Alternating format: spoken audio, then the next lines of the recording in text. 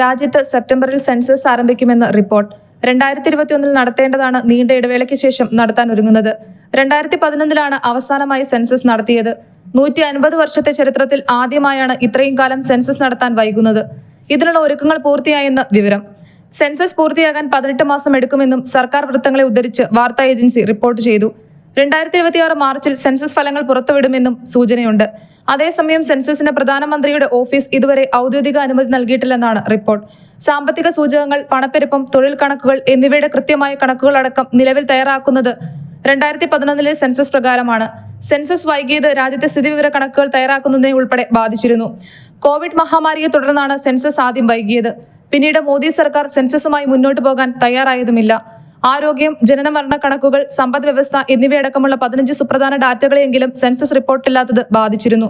2021 census നടത്താത്തതിനാൽ ഏകദേശം 10 കോടി പേർ പൊതുവിതരണ സംവിധാനത്തിൽ നിന്ന് പുറത്തായെന്നാണ് കണ്ടെത്തൽ. ഭക്ഷ്യസുരക്ഷയ്ക്ക് പുറമെ സെൻസസ് വിവരങ്ങളുടെ അഭാവം, തൊഴിലുറപ്പ് പദ്ധതി, പട്ടികജാതി പട്ടികവർഗ വിഭാഗങ്ങളുടെ വികസനം, വാർദ്ധക്യകാല പെൻഷൻ, പാവപ്പെട്ടവർക്കുള്ള ഭവന നിർമ്മാണം എന്നിവ ലക്ഷ്യമിട്ടുള്ള വിവിധ പദ്ധതികൾക്ക് ഫണ്ട് അനുവദിക്കാൻ വിവിധ സംസ്ഥാന സർക്കാരുകളും ബുദ്ധിമുട്ടുകയാണ്. News desk, city voice.